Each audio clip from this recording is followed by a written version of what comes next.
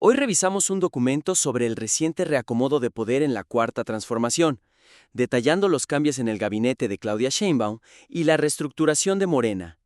El análisis asume la transición del partido hacia una etapa de institucionalización bajo Claudia Sheinbaum como un proceso casi lineal, sin explorar a fondo la enorme resistencia interna y las continuidades estructurales. Totalmente.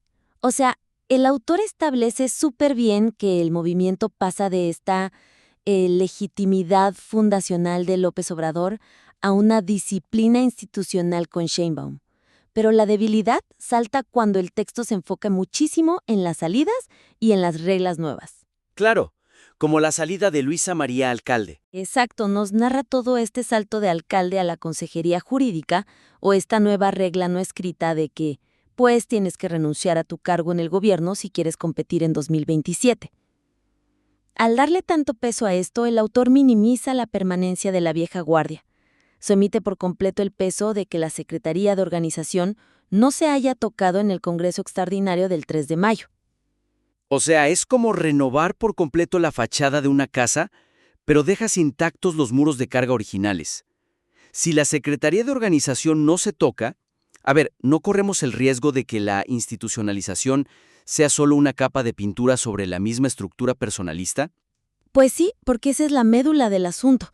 La sugerencia aquí es que el autor necesita problematizar la tesis de la institucionalización, contrastando agresivamente estos nuevos nombramientos, digamos tecnocráticos, con las estructuras de poder que siguen intactas. Ajá. Porque, la Secretaría de Organización no es una oficina que archiva papeles. Es el motor territorial. Es la que decide quién se moviliza y cómo se reparten las cuotas. Y allí el autor tiene, creo yo, ejemplos perfectos para mejorar esto. Podría contrastar explícitamente cómo la salida del alcalde se vendió como una decisión muy institucional para no mezclar gobierno y partido, pero al mismo tiempo... Las llaves de la movilización siguen igual. Exacto. O sea, el control sigue con Andrés Manuel López Beltrán en organización, porque la regla de purificación aplica para la presidencia de Morena, pero no para la calle. Ándale, esa contradicción tiene que estar en el texto. Y, sumando a esto, hay que explorar cómo esta nueva regla de Sheinbaum choca frontalmente con la costumbre obradorista. Sí, de mezclar todo. Pues es que el movimiento creció difuminando la línea entre el activismo y el gobierno. Exigir esta asepsia institucional es intentar cambiar el ADN de una maquinaria que lleva 10 años operando de otra forma. O sea, imagínate decirle a un superdelegado estatal que tiene que soltar la chequera para poder hacer grilla. Le quita su herramienta principal. Y bueno, pasando al siguiente punto, la interconexión entre la Secretaría del Bienestar y el aparato electoral de Morena se describe de manera fáctica, pero el impacto sistémico de este vínculo en la percepción democrática requiere mayor profundidad. Sí, porque el autor mapea súper bien en la mecánica. Te dice, bueno, Ariadna Montiel sale de Bienestar para buscar la presidencia en Morena y entra Leticia Ramírez. Ajá, el movimiento burocrático. Exacto, pero el texto se queda ahí. Subestima el enorme riesgo de conflicto de interés que esto representa. O sea, menciona el padrón de 18 millones de beneficiarios casi como si fuera un dato del INEGI. Sí, para rellenar el párrafo. Ándale. No desempaca el peligro político de mover a la operadora de esos recursos directamente a la jefatura del partido a meses de las elecciones del 2027. La sugerencia es profundizar en la vulnerabilidad de la legitimidad de los programas sociales, elevar el análisis de un simple movimiento de piezas a, cómo esto alimenta la narrativa de la oposición. Claro, pero el documento sugiere que este relevo será un proceso controlado. Sin embargo, yo me pregunto si no estamos subestimando la óptica pública. Mover a la guardiana de 18 millones de beneficiarios al partido, o sea, es encender un reflector gigante sobre la maquinaria estatal. ¿El texto no debería anticipar una crisis de relaciones públicas mucho más severa? Totalmente. Tiene que anticiparla. Y para mejorarlo con ejemplos concretos, el autor podría incluir un escenario de cómo la oposición va a capitalizar esta transición de Montiel. Porque la retórica oficial es que los apoyos son derechos constitucionales. Exacta.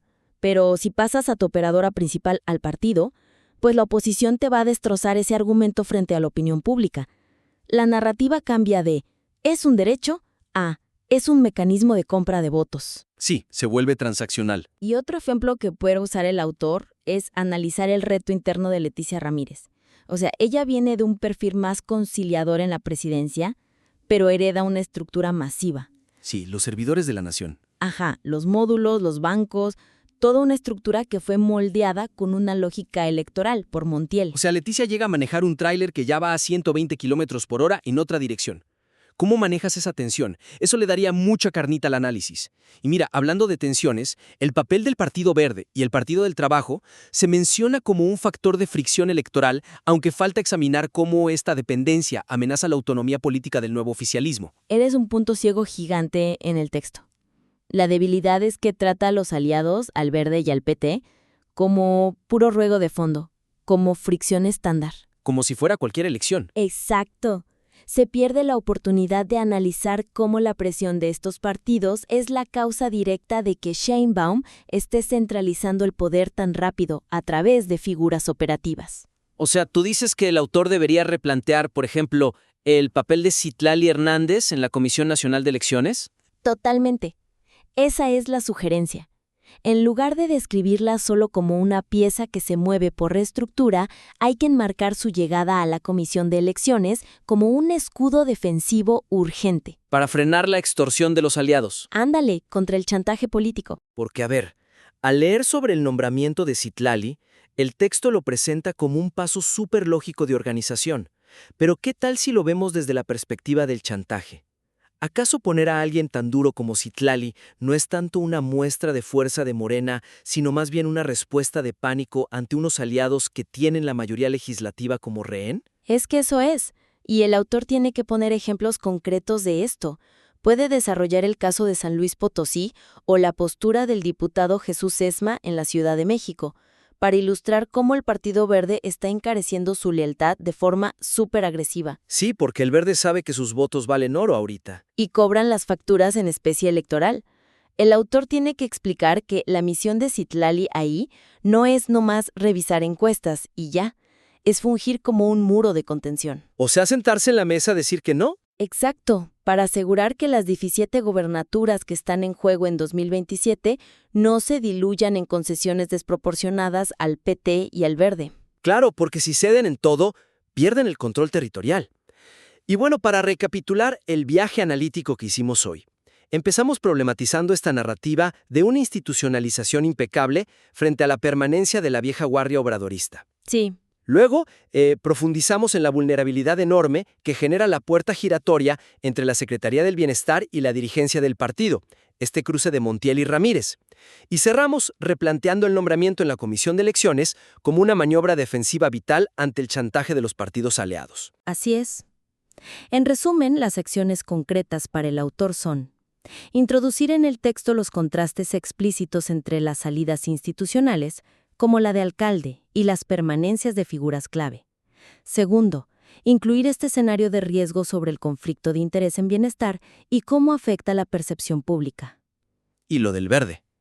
Claro, elevar el perfil de la amenaza que representan el PT y el Verde, analizándolo como un tema de extorsión legislativa y no solo grilla electoral. Totalmente de acuerdo. La verdad es que el documento tiene un potencial enorme. Invitamos al autor a implementar estas mejoras, meterle estos matices de poder real, reescribir el análisis y, claro, enviarlo nuevamente para seguir puliendo su trabajo en una futura revisión. Recuerden, en política, lo interesante nunca es la fachada, sino quién controla los muros de carga.